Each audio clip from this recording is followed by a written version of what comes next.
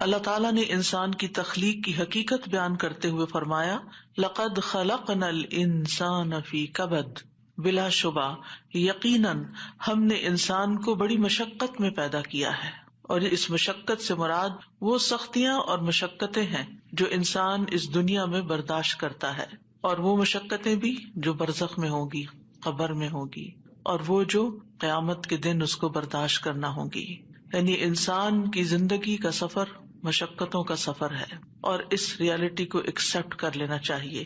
ہاں، اگر کوئی اللہ تعالیٰ کی اطاعت اور فرما برداری میں یہ زندگی بسر کرتا ہے اور ان تکلیفوں پر ناراض نہیں ہوتا، ان آزمائشوں میں کامیاب ہو جاتا ہے، تو انشاءاللہ موت کے ساتھ ہی اس کی راحتوں بھری زندگی شروع ہو جائے گی، اور آئندہ کے لیے اس کی مشقتیں ختم ہو جائیں گی۔ مشقتوں سے پاک، مصیبتوں اور تکلیفوں اور آزمائشوں سے پاک جگہ تو صرف جنت ہی ہے، اور دنیا جنت ہو نہیں سکتی، چاہے انسان اس کو جتنا بھی جنت بنانے کی کوشش میں لگا رہے۔ تو اس دنیا میں رہتے ہوئے اس حقیقت کو جان لینا چاہیے کہ یہاں امتحان ہوں گے، تکلیفیں ہوں گی، آزمائشیں ہوں گی، غم ہوں گے۔ ضرورت اس بات کی ہے کہ ہمیں طریقہ آتا ہو کہ ان غموں، مشکلات، تکلیفوں سے نبٹنا کیسے ہے، یعنی اس کے لیے اپنے آپ کو تیار کرنا ہے، ورنہ لقد خلقنا الانسان فی کبد۔ ابن عباس کہتے ہیں کبد سے مراد اس کا پیٹ میں حمل کی صورت میں رہنا، اس کا دودھ پینا، اس کا دودھ چھڑانا، دانتوں کا اگنا، اس کی زندگی کے بچپن کے مراحل اور اس کی گزران، اس کی موت، یہ سب کچھ بہت سخت اور شدید ہوتا ہے۔ یعنی حمل سے لے کے پیدائش کا مرحلہ، اور پھر دودھ پینا اور چھڑانا اور دانتوں کا آنا اور ٹیدنگ پیریڈ، سارے ہی مراحل کے اپنے مسائل ہوتے ہیں۔ ان سب میں انسان کو کسی نہ کسی تکلیف سے گزرنا پڑتا ہے۔ قتادہ کہتے ہیں کہ وہ دنیا اور آخرت دونوں کی مصیبتیں جھیلتا ہے تو آپ اس کو مشقت میں پڑا ہوا ہی پائیں گے، یعنی انسان ہے ہی مشقت میں۔ ابن الجوزی کہتے ہیں دنیا آزمائشوں اور مصیبتوں کے لیے بنائی گئی، سمجھدار شخص کو چاہیے کہ اپنے نفس کو صبر پر آمادہ کرے۔ یعنی یہاں یہ سب کچھ تو ہوگا ہی، تکلیفیں تو آئیں گی، لیکن ضرورت کس چیز کی ہے کہ ہم اپنے آپ کو سمجھائیں کہ یہ دنیا مشکل جگہ ہے، یہاں صبر کرنا ضروری ہے۔ دنیا مومن کے لیے قید خانہ ہے۔ رسول اللہ صلی اللہ علیہ وسلم نے فرمایا الدنیا سجن المؤمن و جنت الکافری، دنیا مومن کے لیے قید خانہ ہے اور کافر کے لیے جنت ہے۔ تو اس کا کیا مطلب ہے کہ کیا کافر کو کوئی مشقت نہیں ہوتی اس دنیا میں؟ ہوتی ہے، لیکن مراد اس سے یہ ہے کہ آخرت کی تکلیفوں کے مقابلے میں دنیا میں جو بھی اس کو ملا ہے وہ اس کے لیے جنت ہی ہے، کیونکہ اس کے لیے آخرت میں جنت نہیں ہے۔ اور آخرت مومن کے لیے خوشحالی کا گھر ہے۔ جب مومن وہاں پہنچے گا تو پکار اٹھے گا وقالوا الحمد للہ الذی اذهب عنا الحزن ان ربنا لغفور شکور الذی احلنا دار المقامة من فضله لا يمسنا فيها نصب ولا يمسنا فيها لغوب۔ اور وہ کہیں گے کہ اس اللہ کا شکر ہے جس نے ہم سے غم کو دور کر دیا، یعنی جنت میں جا کر انسان واقعی غم سے دور ہو جائے گا۔ یقیناً ہمارا رب بخشنے والا قدردان ہے جس نے اپنے فضل سے ہمیں ابدی قیام گاہ میں لا اتارا، جہاں ہمیں نہ مشقت اٹھانی پڑتی ہے اور نہ کوئی تھکاوٹ لاحق ہوتی ہے، یعنی نہ ہی کوئی کام مشکل ہے اور نہ ہی ہم تھکتے ہیں، آرام ہی آرام ہے، سکون ہی سکون ہے۔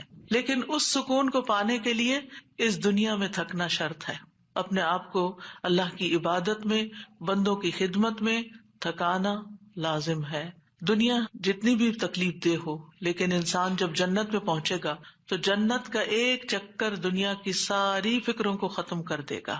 نبی صلی اللہ علیہ وسلم نے فرمایا قیامت کے دن اہل جنت میں سے اس آدمی کو پیش کیا جائے گا جسے دنیا میں لوگوں میں سے سب سے زیادہ تکلیفیں آئی ہوں گی، پھر اسے جنت میں صرف ایک غوطہ دے کر، یعنی ایک چکر لگوا کر پوچھا جائے گا اے ابن آدم، کیا تو نے کبھی کوئی تکلیف بھی دیکھی؟ کیا تجھ پر کبھی کوئی سختی بھی گزری؟ وہ عرض کرے گا اے میرے رب، اللہ کی قسم کبھی نہیں، کوئی تکلیف نہیں دیکھی، ساری تکلیفیں بھول جائیں گی، کبھی کوئی تکلیف میرے پاس سے نہ گزری اور نہ ہی میں نے کبھی کوئی شدت و سختی دیکھی۔ یعنی ایسی ٹھنڈک، ایسا آرام، ایسا سکون، ایسا لطف آئے گا کہ اس کے حافظے سے بھی نکل جائے گا کہ کبھی اس نے کوئی دکھ دیکھا تھا۔ تو آج ہم اس سلسلے میں رنج و غم کو دور کرنے والی سب سے بڑی دعا آیت کریمہ کے بارے میں پہلے پڑھیں گے۔ ارشاد باری تعالیٰ ہے اور مچھلی والا جب وہ اپنی قوم سے غضبناک ہو کر چلا گیا تو اس نے گمان کیا کہ ہم ہرگز اس پر قادر نہ ہوں گے. پھر اس نے اندھیروں میں پکارا کہ تیرے سوا کوئی الہ برحق نہیں، تو پاک ہے، بے شک میں ہی ظالموں میں سے ہوں. تو ہم نے اس کی دعا قبول کر لی اور اسے غم سے نجات دے دی، اور ہم ایمان لانے والوں کو اسی طرح نجات دیا کرتے ہیں. یہاں ذنون سے مراد یونس علیہ السلام ہے، یعنی مچھلی والے. نون سے مراد مچھلی. یونس علیہ السلام عراق کی ایک بستی نینوا میں مبعوث کیے گئے تھے. انہوں نے اپنی قوم کو توحید کی دعوت دی، لیکن وہ مسلسل انکار کرتے رہے، جیسے کہ ہر قوم کا شیوا رہا. تو آخر ان سے اکتا کر، تنگ آ کر، غصے کی حالت میں ان کے حق میں بد دعا کی اور عذاب کی دھمکی دے کر اللہ کی اجازت کے بغیر انہیں چھوڑ کر نکل پڑے، جس کی انہیں اجازت نہیں تھی. جبکہ منصب رسالت کا تقاضا کیا تھا کہ ان کے کفر اور سرکشی کے باوجود انہی میں رہیں، اور جب تک اللہ تعالیٰ کا حکم نہ آ جائے، جب تک ان کی مدت مہلت پوری نہ ہو جائے، انہیں ہرگز نہ چھوڑا جائے. جیسا کہ نوح علیہ السلام نے 950 سال اسی کشمکش میں، اسی کام میں، اسی محنت میں گزار دیے، اور پھر اس وقت ان کے حق میں بد دعا کی جب ان سے کسی خیر کی توقع نہ رہی. اور جب اللہ تعالیٰ نے انہیں بتا دیا کہ اب اس کے بعد تمہاری قوم میں سے کوئی بھی ایمان نہیں لائے گا، تو اب جب انہیں پتا چل گیا کہ کوئی بھی ایمان نہیں لائے گا، تو پھر انہیں اجازت دی گئی کہ وہ ان کے ختم ہونے کی دعا کر لیں، اور انہیں پھر ختم کر دیا گیا. یونس علیہ السلام گھبرا گئے اور اپنی بستی کو چھوڑ گئے، اور بستی سے نکل کر کچھ لوگوں کے ساتھ ایک کشتی میں سوار ہو گئے. جو ہی وہ کشتی آگے بڑھی سمندر میں، تو کشتی ڈگمگانے لگی کیونکہ اوور لوڈڈ تھی. اب ساری کشتی کے ڈوبنے کا خطرہ تھا، تو انہوں نے قرہ اندازی کی کہ ایک آدمی کو کشتی سے نکال دیں تاکہ کشتی کا بوجھ ہلکا ہو جائے اور یہ اپنی منزل تک پہنچ جائے. قرے میں یونس علیہ السلام کا نام نکلا، لیکن انہوں نے کشتی سے نکلنے سے انکار کر دیا. لہٰذا دوبارہ قرہ اندازی کی گئی کہ ہو سکتا اب کسی اور کا نام نکل آئے، لیکن پھر آپ ہی کا نام نکلا، اور پھر آپ نہیں نکلنا چاہتے تھے کشتی سے. پھر تیسری بار قرہ اندازی کی گئی تو پھر آپ ہی کا نام نکلا. اللہ سبحانہ وتعالیٰ فرماتے ہیں فَسَاهَمَ فَكَانَ مِنَ الْمُدْحَضِينَ، پھر وہ قرہ میں شریک ہوا تو ہارنے والوں میں سے ہو گیا. اب تو کوئی گنجائش ہی نہیں رہی تھی کہ اس کے بعد کچھ قرہ اندازی کی جائے، اب تو انہی کی باری تھی. قرہ ان کے نام نکلا. یہ دیکھ کر یونس علیہ السلام کھڑے ہو گئے اور انہوں نے دریا میں چھلانگ لگا دی. جو ہی انہوں نے چھلانگ لگائی، ایک بہت بڑی مچھلی نے آ کر ان کو نگل لیا. آپ اس وقت مچھلی کے پیٹ میں جاتے ہی مسلسل تسبیح کرنے لگے. مچھلی ان کو لے کر سمندر کی گہرائیوں میں چلی گئی، اور اب یہاں پر مچھلی کے پیٹ کا اندھیرا اور سمندر کی گہرائیوں کا اندھیرا، اور پھر اس کے بعد رات کا اندھیرا. تو ایسے میں یونس علیہ السلام نے جس دعا سے مدد لی وہ یہی دعا تھی جو ان آیات میں بیان ہوئی ہے، لا الہ الا انت سبحانک انی کنت من الظالمین. تو بہرحال اللہ سبحانہ تعالیٰ نے ان کی دعا سن لی، انہیں غم سے نجات دی، اور مچھلی نے آپ کو ساحل پر اگل دیا، ایسے ساحل پر جہاں نہ کوئی انسان تھا، نہ کوئی پرندہ، نہ کوئی درخت اور نہ کوئی سایہ. پھر اللہ کے اذن سے انہیں یعنی کدو کی بیل کا سایہ بھی فراہم کیا گیا، اور اس کے ساتھ ساتھ کھانے کو بھی دیا گیا. اور ان کی جب تکلیف دور ہوئی اور وہ چلنے کے قابل ہوئے، کیونکہ ظاہر ہے کہ مچھلی کے اسٹمک میں ایسڈ ہوتا ہے، اور وہ ایسڈ نے ان کی اسکن کو اور ان کے پوری ہوش و حواس، ان کی آنکھیں، ان کی ہر چیز کو کتنا متاثر کیا ہوگا. تو جب ان کے ہوش و حواس بحال ہوئے اور چلنے کی کچھ طاقت ہوئی تو دوبارہ اسی بستی کی طرف بھیجے گئے. اب آپ دیکھیے کہ بستی والے دیکھ کر حیران ہو گئے ہوں گے کہ یہ شخص جو ہمیں چھوڑ کر چلا گیا تھا یہ کیسے واپس آ گیا، اور ہو سکتا ہے کہ ان کے جانے کے بعد انہوں نے تلاش بھی کیا اور وہ کہیں ملے بھی نہ ہوں. اور پھر آپ دیکھیے کہ کس طرح بستی والوں کو یہ ریئلائز ہوا کہ انہوں نے غلط کیا ہے اپنے پیغمبر کے ساتھ، تو وہ ایمان لائے. بہرحال پھر ایک مدت تک یہ بستی جو ہے ایمان لا کر دنیا میں جیتی رہی. دوسری طرف یونس علیہ السلام کو اللہ سبحانہ وتعالیٰ نے غم سے نجات دی، اور اس طرح ان کی نجات کے بعد ان کو اللہ تعالیٰ نے چن لیا. اسی طرح اللہ سبحانہ وتعالیٰ اس بستی کے بارے میں فرماتے ہیں فَلَوْلَا كَانَتْ قَرْيَةٌ آمَنَتْ فَنَفَعَهَا إِيمَانُهَا إِلَّا قَوْمَ يُونُسَ لَمَّا آمَنُوا كَشَفْنَا عَنْهُمْ عَذَابَ الْخِزْيِ فِي الْحَيَاةِ الدُّنْيَا وَمَتَّعْنَاهُمْ إِلَىٰ حِينٍ. سو کوئی ایسی بستی کیوں نہ ہوئی جو ایمان لائی ہو، پھر اس کے ایمان نے اسے نفع دیا ہو یونس کی قوم کے سوا، جب وہ ایمان لے آئے تو ہم نے ان کی ذلت کا عذاب دنیا کی زندگی میں ان سے ہٹا دیا اور انہیں ایک وقت تک سامان دیا. کہا جاتا ہے کہ یونس علیہ السلام جب قوم کو چھوڑ کر گئے تھے اور ان لوگوں کو یہ بات سمجھ آ گئی کہ وہ نبی تھے اور وہ جھوٹ نہیں بولتے، تو وہ سب کے سب اپنے بچوں، چوپایوں، مویشیوں سب کو لے کر صحرا کی طرف نکل گئے اور ماں کو بچوں سے الگ کر دیا، اور اللہ سبحانہ وتعالیٰ کے حضور میں رو رو کر دعائیں کی، حتیٰ کہ ان کے اونٹ بلبلانے لگے اور بچے بھی رونے لگے اور گایوں کے بچے ڈکرانے لگے اور بھیڑ بکریاں اور سارے جانور بولنے لگے. یعنی ایک سما ہوگا اس توبہ استغفار کا کہ کس طرح انہوں نے فریادیں کی. تو آپ دیکھیے ادھر ان کا پیغمبر فریادیں کر رہا ہے اور ادھر ان کی قوم فریادیں کر رہی ہے اپنے سارے مال و متاع کے سمیت. تو اللہ سبحانہ وتعالیٰ نے کس طرح ان کی فریادیں سن لی. تو اس سے کیا پتا چلتا ہے کہ دعا مانگنے کا بھی ایک سلیقہ ہوتا ہے. بے روح دعائیں، بس صرف الفاظ کا دہرا دینا، کبھی چپ کر کے دل میں دہرا لینا، کبھی زبان سے لفظ نکالے بغیر صرف منہ سے بول دینا، یہ کافی نہیں ہوتا، بلکہ اس کے لیے بہت ضروری ہوتا ہے کہ انسان اپنی آہ و زاری ظاہر کرے، اللہ سبحانہ تعالیٰ کے آگے اپنی بے قراری کو بیان کرے اور اپنی کیفیت اور اپنے غم اور اپنے دکھ کی داستان سنائے اور محنت کرے دعا میں. ہم دعا میں محنت نہیں کرتے، ہم ایک آدھ دفعہ بس کر لیتے ہیں، کبھی تھوڑا بہت آنسو بھی آ گئے، تھوڑا بہت رو پڑے اور بات ختم ہو گئی اور پھر کہا ہم نے تو بڑی دعا کر لی، ہماری تو سنی نہیں جاتی. یونس علیہ السلام نے یہ آیت کریمہ کیسے پڑھا تھا اور ہماری قوم میں کیسے رواج ہے آیت کریمہ پڑھنے کا. یعنی باتیں بھی چل رہی ہوتی ہیں اور گٹنیاں پھینکی جا رہی ہوتی ہیں اور 1.25 لاکھ پورا کرنا ہوتا ہے اور کوئی صحیح پڑھ بھی رہا ہوتا ہے اور کوئی اس کے پروننسیشن بھی نہیں جانتا اور کچھ سے کچھ اس کو پڑھ رہا ہوتا ہے، اور پھر یہ کہ توقع رکھتے ہیں کہ اب ہم نے 1.25 لاکھ پڑھ کے دے دیا ہے تو ہماری مشکل ضرور آسان ہو جائے. حالانکہ بات 1.25 لاکھ کی نہیں، اور قرائن سے کہیں یہ پتہ نہیں چلتا کہ یونس علیہ السلام نے 1.25 لاکھ پورا کیا تھا اور جب وہ اس سے نکلے تھے. ہو سکتا انہوں نے چند ہی بار پکارا، لیکن پوری تکلیف میں جب کراہتے ہوئے روتے ہوئے پکارا تو اللہ سبحانہ تعالیٰ نے اس دعا کو سن لیا. تو ہم سب کو بھی چاہیے کہ اپنی دعاؤں کے اندر رقت پیدا کریں، خشوع پیدا کریں، عاجزی سے دعا مانگیں، رو کے دعا مانگیں. جو بھی مشکلات اٹکی ہوئی ہیں، جو بھی مسائل ہمارے ارد گرد ہم پہ چھائے ہوئے ہیں، جن چیزوں کی طرف سے بھی ہم پریشان ہیں، جو بھی غم، ہم، حزن اور مستقبل کے فکر اور پریشانیاں، جو چیزیں بھی ہماری زندگی میں عام ہو رہی ہیں، ان سب کو دور کرنے کے لیے ہم اللہ کو پکاریں اور خوب پکاریں. تو اللہ سبحانہ تعالیٰ نے یہاں ان کا نام نہیں لیا ان آیات میں، بلکہ ذنون کہا، مچھلی والا، کیونکہ نون مچھلی کو کہتے ہیں اور مچھلی نے انہیں نگل لیا تھا. وَذَنُّونِ إِذ ذَّهَبَ مُغَاضِبًا، یعنی غصے میں گئے تھے، ناراض ہو کے گئے تھے قوم سے. فَظَنَّ أَن لَّن نَّقْدِرَ عَلَيْهِ، انہوں نے یہ ہرگز نہیں سمجھا کہ اللہ تعالیٰ ان پر قابو نہ پا سکے گا. یعنی اس کا مطلب ہے کہ انہوں نے سمجھا کہ شاید ان کی پکڑ نہیں ہوگی، یعنی انہیں کچھ کہا نہیں جائے گا. قدرہ کا مطلب ہوتا ہے کسی پہ کوئی چیز تنگ کر دینا، جس سے رزق کی تنگی کے لیے بھی یہ لفظ قرآن میں استعمال ہوتا ہے. مطلب یہ ہے کہ یونس علیہ السلام جب اپنی قوم کو چھوڑ کر نکل رہے تھے تو انہوں نے یہ سمجھا تھا کہ اس پر وہ حق بجانب ہیں اور ان کی پکڑ نہیں ہوگی، یعنی ہم انہیں کچھ نہیں کہیں گے. لیکن پکڑ ہو گئی کیونکہ اللہ تعالیٰ کا حکم نہیں آیا تھا. اچھا، بعض اوقات ہم بھی کچھ اپنی زندگی میں ایسے کام شروع کر دیتے ہیں یا ایسے ڈیسیژن لے لیتے ہیں اور ساتھ ہی اس خوش فہمی میں مبتلا ہو جاتے ہیں، یہ تو معمولی سی بات ہے، اس پہ اللہ تعالیٰ کیا پکڑے گا، اس پہ نہیں پکڑ ہوتی. لیکن کبھی بھی جان بوجھ کے نافرمانی نہیں کرنی چاہیے اور انسان کو حد الوسع کوشش کرنی چاہیے کہ اللہ تعالیٰ کی ناراضگی کے کاموں سے بچے، اور کسی بھی گناہ کو ہلکا نہیں سمجھنا چاہیے، چھوٹا نہیں سمجھنا چاہیے کہ اس پہ نہیں پکڑ ہوتی. لیکن پکڑ ہو گئی.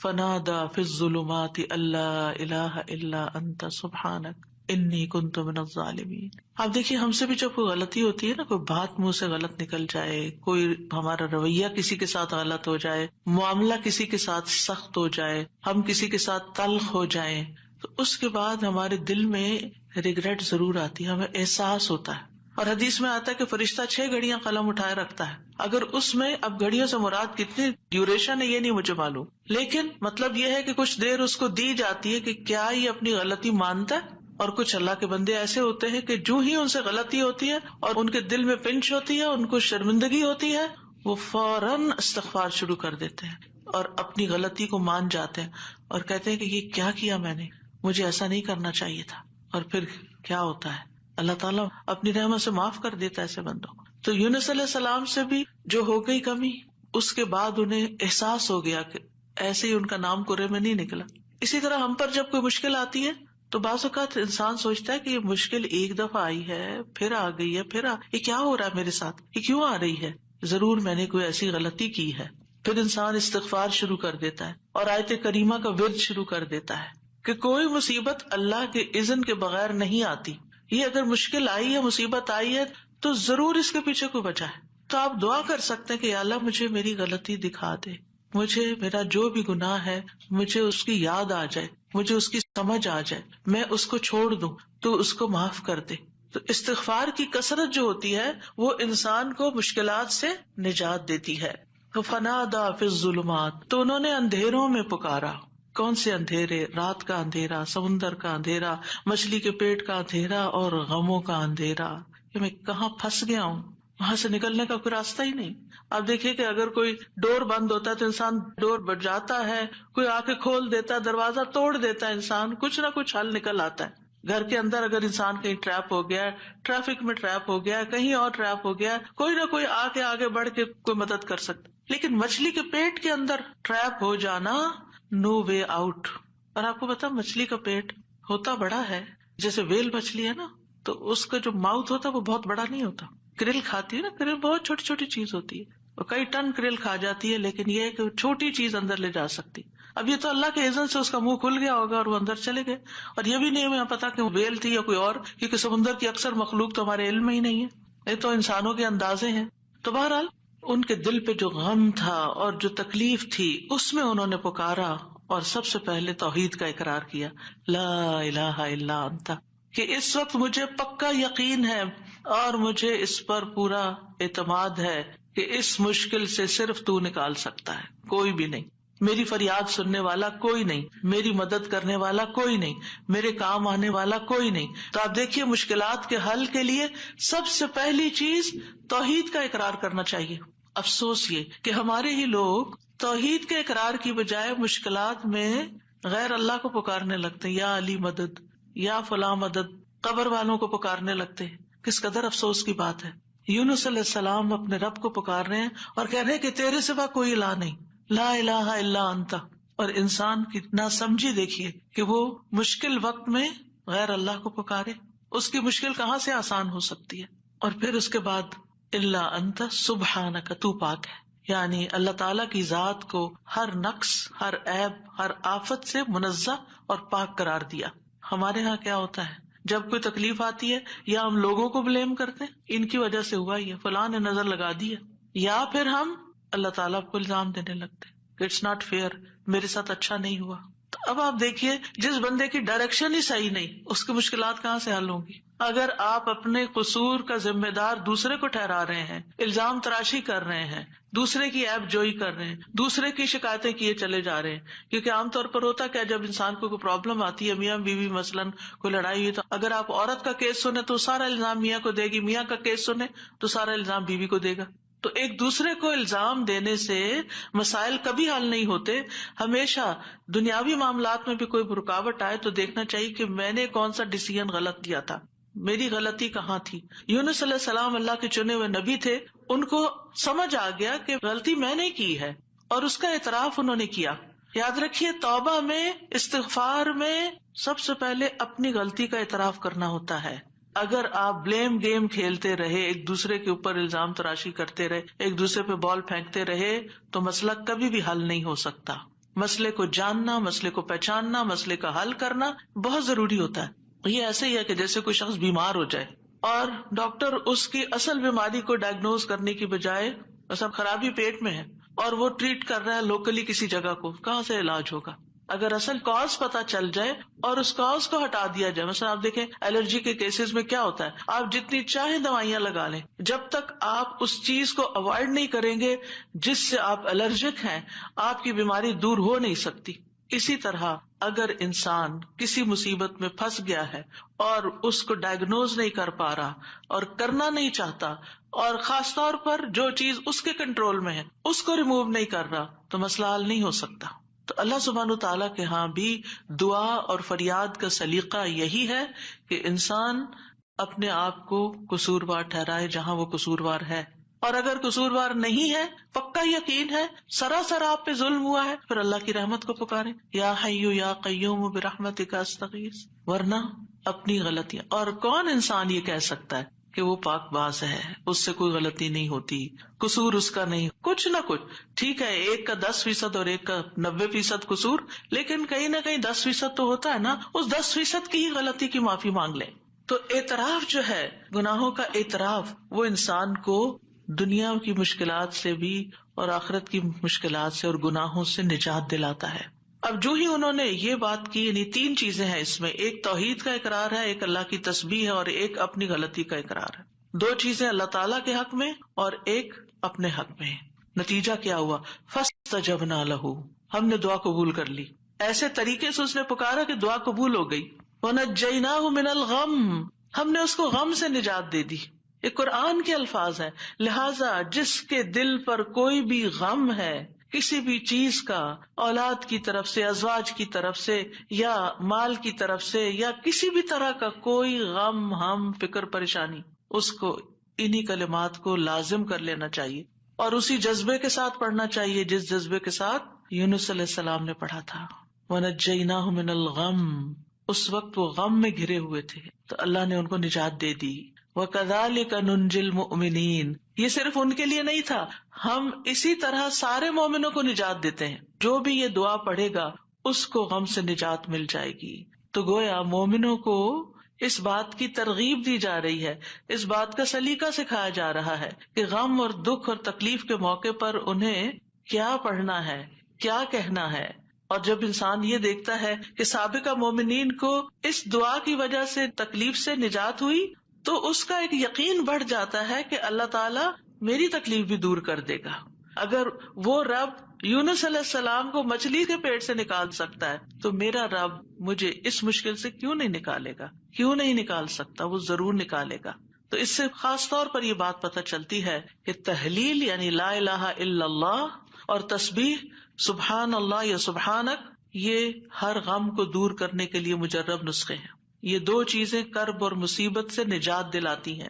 تو جو شخص بھی اللہ کی کتاب پر ایمان رکھتا ہے، قرآن مجید کو اللہ کا کلام سمجھتا ہے، اللہ کے وعدے پر بھروسہ کرتا ہے، اللہ کی اس بات کو سچا سمجھتا ہے، تو پھر وہ اسی طریقے پر اس دعا کے ساتھ اپنے رب کو پکارے تو اللہ تعالیٰ اس کی دعا قبول کرے گا اور اس کو غم سے نجات دے گا. اس دعا کی فضیلت کے بارے میں احادیث بھی آتی ہیں. نبی صلی اللہ علیہ وسلم نے فرمایا، ذُنُّون کی دعا جب وہ مچھلی کے پیٹ میں تھے، یعنی لا الہ الا انت سبحانک انی کنت من الظالمین، جب بھی کوئی مسلمان کسی معاملے میں ان الفاظ کے ساتھ اپنے رب سے دعا کرے، وہ دعا اس کے لیے ضرور قبول ہوگی. اللہ سبحانہ تعالیٰ کے بعد نبی صلی اللہ علیہ وسلم نے بھی اس بات کو کنفرم کیا ہے کہ یہ دعا مسائل کا حل ہے. بہت لمبے چوڑے وظیفے پڑھنے کی بھی ضرورت نہیں، لیکن پڑھیں تو کوالٹی کے ساتھ، درد کے ساتھ، تڑپ کے ساتھ، تکرار کے ساتھ، اصرار کے ساتھ، افتقار کے ساتھ، اپنی محتاجی ظاہر کرتے ہوئے، اپنی غلطی کا اعتراف کرتے ہوئے. اسی طرح سلسلہ صحیحہ کی حدیث ہے، رسول اللہ صلی اللہ علیہ وسلم نے فرمایا، کیا میں تمہیں ایسی چیز نہ بتا دوں کہ جب تم میں سے کسی آدمی کو رنج و الم اور دنیا کی آزمائشوں میں سے کوئی آزمائش آئے تو وہ اس دعا کو پڑھے تو اس کی تکلیف دور ہو جائے گی. تو آپ سے کہا گیا کیوں نہیں؟ آپ نے فرمایا وہ مچھلی والے کی دعا ہے، لا الہ الا انت سبحانک انی کنت من الظالمین، کہ جس کو بھی آزمائش آئے وہ یہ دعا پڑھ لے تو اس کی دعا قبول ہو جائے گی، آزمائش ختم ہو جائے گی. ایک روایت میں آتا ہے، سعد کہتے ہیں، ایک مرتبہ مسجد نبوی میں میرا گزر عثمان بن عفان رضی اللہ عنہ کے پاس سے ہوا. میں نے انہیں سلام کیا، انہوں نے نگاہیں بھر کے مجھے دیکھا لیکن جواب نہیں دیا. میں عمر بن خطاب رضی اللہ عنہ کے پاس آیا، ان سے 2 دفعہ سوال کیا کہ کیا اسلام میں کوئی نئی چیز پیدا ہو گئی ہے؟ انہوں نے کہا نہیں. کیوں، کیا ہوا؟ میں نے کہا میں ابھی مسجد میں عثمان رضی اللہ عنہ کے پاس سے گزرا تھا، میں نے انہیں سلام کیا، انہوں نے نگاہیں بھر کے مجھے دیکھا لیکن جواب نہیں دیا. عمر رضی اللہ عنہ نے پیغام بھیج کر حضرت عثمان کو بلا لیا اور فرمایا کہ اپنے بھائی کے سلام کا جواب دینے میں آپ کو کیا رکاوٹ پیش آئی، کس چیز نے آپ کو روکا؟ عثمان رضی اللہ عنہ نے کہا کہ میں نے تو ایسا نہیں کیا. سعد کہتے ہیں میں نے کہا بالکل ایسا ہی کیا ہے. کہتے ہیں حتیٰ کہ عثمان رضی اللہ عنہ نے قسم کھا لی تو میں نے بھی قسم کھا لی. پھر عثمان رضی اللہ عنہ کو کچھ یاد آ گیا تو انہوں نے کہا بلا واستغفر اللہ واتوب الیہ، ہاں ایسا ہوا ہے، میں اللہ سے معافی مانگتا ہوں اور توبہ کرتا ہوں.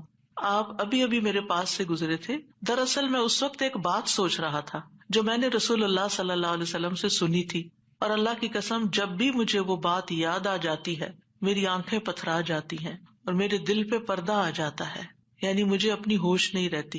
کہتے ہیں سعد نے کہا میں آپ کو اس کے بارے میں بتاتا ہوں. رسول اللہ صلی اللہ علیہ وسلم نے ایک مرتبہ کسی گفتگو کی ابتدا میں ایک دعا کا ذکر کیا تھا. تھوڑی دیر کے بعد ایک دیہاتی آیا، اس نے آپ کو مشغول کر لیا، یہاں تک کہ جب رسول اللہ صلی اللہ علیہ وسلم کھڑے ہوئے تو میں بھی آپ کے پیچھے پیچھے چلا گیا. جب مجھے اندیشہ ہوا کہ جب تک میں آپ کے قریب پہنچوں گا آپ اپنے گھر پہنچ چکے ہوں گے تو میں نے اپنا پاؤں زمین پر مارا تو رسول اللہ صلی اللہ علیہ وسلم نے میری طرف توجہ کی. پوچھا یہ کون ہے؟ ابو اسحاق ہے. کہتے ہیں میں نے عرض کیا جی یا رسول اللہ صلی اللہ علیہ وسلم. آپ نے فرمایا کیا بات ہے؟ کہتے ہیں میں نے عرض کیا کہ آپ نے ہمارے سامنے ابتدا میں ایک دعا کا تذکرہ کیا تھا اور پھر ایک دیہاتی نے آپ کو مشغول کر لیا اور آپ نے وہ بتائی نہیں دعا. آپ نے فرمایا ہاں وہ یونس علیہ السلام کی دعا ہے جو انہوں نے مچھلی کے پیٹ میں مانگی تھی، یعنی لا الہ الا انت سبحانک انی کنت من الظالمین. کوئی بھی مسلمان جب بھی کسی معاملے میں ان الفاظ کے ساتھ دعا کرے گا تو دعا ضرور قبول ہوگی. اب آپ دیکھیے کہ یہ صحابہ ہیں، یعنی کہنے کو تو یہ حدیث کا آخری حصہ میں سنا کے آگے چلتی، لیکن مجھے یہ بات اس لحاظ سے اچھی لگتی ہے کہ اس میں ہمارے سیکھنے کی کچھ اور باتیں بھی ہیں. وہ یہ کہ اتنے جلیل القدر صحابی جو رسول اللہ صلی اللہ علیہ وسلم کے انتہائی قریب تھے، یعنی ان سے پائس امت میں کون ہو سکتا ہے نا؟ حضرت عمر ہو، حضرت عثمان ہو، حضرت علی ہو، حضرت ابوبکر رضی اللہ عنہ ہو، لیکن انسان تھے اور ان پر بھی ایسی غیر معمولی کیفیات آتی تھی کہ وہ اپنی سوچوں میں یا اپنے حالت میں ایسے مشغول ہوتے تھے کہ ان کو سامنے کی چیز نظر نہیں آتی تھی. بعض اوقات ایسا کوئی غم ہوتا ہے، کوئی بات ہوتی ہے، ہو سکتا ہے نبی صلی اللہ علیہ وسلم نے آپ کی آخری وقت کے بارے میں فتنوں کی کوئی پیشن گوئی کی ہو، کیونکہ یہاں بات کا نہیں پتہ چلتا کہ کون سی بات ان کو ہر چیز بھلا دیتی تھی. دوسری بات یہ کہ بعض اوقات انسان کا حافظہ ایسے ساتھ چھوڑ جاتا ہے کہ وہ کہتا ہے کہ یہ کام ہوا ہی نہیں. نہ صرف یہ کہ وہ کہتا ہے نہیں، بلکہ اس کے بعد قسم بھی کھا لیتا ہے. اب دونوں صحابہ نے قسم کھا لی، بعد میں احساس ہوتا ہے اوہ ہاں اب یاد آیا. ہو سکتا ہے آپ کے ساتھ کبھی ایسا کوئی مرحلہ ہوا ہو اور اس کے بعد کس قدر شرمندگی ہوئی. پچھلے دنوں میرے ساتھ یہی ایک معاملہ ہوا. کسی نے مجھے کچھ امانت دی کسی کو دینے کے لیے اور میں جلدی میں تھی، جلدی سے رکھ کے ڈرار میں بھول گئی. اس کے بعد جس کی امانت تھی اس نے مجھ سے پوچھا تو میں نے کہا کہ بالکل نہیں، مجھے تو کچھ پتا نہیں، کچھ پتا نہیں. 2-3 دفعہ انہوں نے پوچھا، انہوں نے ہر دفعہ کہا مجھے کچھ پتا نہیں، ایسا کچھ بھی نہیں. لا حول ولا قوت الا باللہ. پھر جب اس شخص سے پوچھا گیا تو پھر دور جا کے مجھے یاد ہے ہاں وہ میں نکل رہی تھی اور جلدی میں ایسے ہوا تھا. اور میں سوچوں کہ یا اللہ ایسی پھر تکلیف ہوتی ہے نا اندر کہ اتنی دفعہ میں نے غلط بیانی کی. حافظے کی کمزوری یا اس انسیڈنٹ کو بالکل بھول جانے کی وجہ سے، خاص طور پر اگر میں کلاس کے لیے نکل رہی ہوں اور مجھے کوئی کچھ بات کہے تو مجھے سمجھ نہیں آتی یہ کیا کہہ رہا ہے. یعنی آپ کی زندگی میں بھی کوئی ایسے اوقات ہوتے ہیں نا جب آپ کسی ضروری کام یا ضروری سوچ میں، تو بچے آ کے کچھ کہتے ہیں وہ فلاں آیا ہے، فلاں کا فون ہے، اور آپ ایسے سنی انسنی کر دیتے ہیں جیسے آپ کو علم ہی نہ ہو. ہم سب انسان ہیں، ہم کمزور ہیں، ہم سے ایسی غلطیاں ہوتی ہیں، ہمیں ایسی غلطیوں کا احساس ہوتے ہی معافی مانگ لینی چاہیے. اور یہ جو ہم استغفار کرتے تو وہ کہتے کون سا گناہ کیے، کوئی گناہ تو ہے نہیں، کس بات کا استغفار، بے شمار گناہ ہیں ہمارے. اور ہم نے اپنا اعمال نامہ کوئی نہیں دیکھا اب تک کہ جس سے ہمیں یہ پتا چلے کہ وہ مٹ چکے ہیں کہ نہیں مٹ چکے، اور ہمیں اسٹل ابھی اور بھی معافی مانگنے کی ضرورت ہے. تو جب تک ہماری جان میں جان ہے ہم سے کچھ نہ کچھ غلطیاں، کمیاں، کوتاہیاں ہوتی رہیں گی، جانے انجانے. خلق الانسان ضعیفا، ہم کمزور پیدا کیے گئے، چاہے ہم نیکی کے، علم کے، اخلاق کے کسی بھی مرتبے پر ہوں، ہم کمزور ہیں، ہم میں کوئی بڑائی نہیں ہے اور ہم سب غلطیاں کرتے ہیں. تو ہونا کیا چاہیے، جو ہی یاد آئے غلطی تو غلطی کا اعتراف کر لینا چاہیے، معافی مانگ لینی چاہیے، بندوں سے بھی مانگ لینی چاہیے، اللہ سے بھی معافی مانگ لینی چاہیے، اور پھر اللہ تعالیٰ کی طرف رجوع کرنا چاہیے. تو اللہ سبحانہ تعالیٰ معاف کر دینے والا ہے، اور وہی ایک اکیلا ہے جو مشکلات سے نکال سکتا ہے. یہ پکا یقین ہونا چاہیے، اور جتنا زیادہ یہ یقین ہوگا نا اتنا ہی زیادہ ہم اللہ کی طرف رجوع کریں گے، اتنا ہی زیادہ محبت کے ساتھ پھر اللہ ہی کو پکاریں گے کہ دروازہ یہی ہے جس کو کٹکھٹانا ہے، ہمیں ادھر سے ہی مسئلہ حل ہونا ہے اور کوئی رستہ نہیں ہے. جتنی توحید خالص ہوگی اتنی ہی دعا مؤثر ہوگی. اور یہ دعا جو ہے اس کو دعا الکرب بھی کہا جاتا ہے، تکلیف دور کرنے والی دعا. ہمارے ہاں اس کو آیت کریمہ کہا جاتا ہے، ورنہ ہر آیت کریمہ ہے. کریمہ کا مطلب معزز، اور اس کی کوئی گنتی مقرر نہیں ہے. لیکن اگر آپ تکرار سے پڑھیں، 100 دفعہ پڑھ لیں، 20 دفعہ پڑھ لیں، 50 دفعہ پڑھ لیں، ضرور پڑھ لیں، کو وہ منع بھی نہیں ہے. لیکن ایک مخصوص تعداد میں پڑھنے سے ہی مشکل کا حل ہونا، یہ یقین رکھنا یہ غلط ہے، ایسا نہیں ہونا چاہیے. تو اس دعا میں پھر دوہرا دیتی ہوں، کیونکہ اصل سبق یہ ہے جو آپ کو سیکھنا ہے. اور دعا تو آپ کو سب کو آتی، پہلے سے بھی پتا ہے، اور یہ حدیثیں بھی سنی ہوئی ہیں. جس چیز کو پلے باندھنا، جس چیز کو پکڑ کے رکھنا ہے، وہ کیا چیز ہے کہ جس سے یہ دعا اتنی افیکٹو ہے. تو اس میں 4 چیزیں ہیں. ایک ہے توحید، دوسرے ہے اللہ کو ہر عیب اور نقص سے پاک قرار دینا، تیسرے اپنے عبودیت کا اقرار کہ میں بندہ ہوں، غلطیوں والا ہوں، اور چوتھے اپنی غلطی اور کوتاہی کو مان جانا، اپنی غلطی کا اعتراف کرنا. جس بندے کے اندر یہ 4 چیزیں ہوں گی، جس دعا میں یہ 4 چیزیں آ جائیں گی، انشاءاللہ وہاں مسائل حل ہو جائیں گے.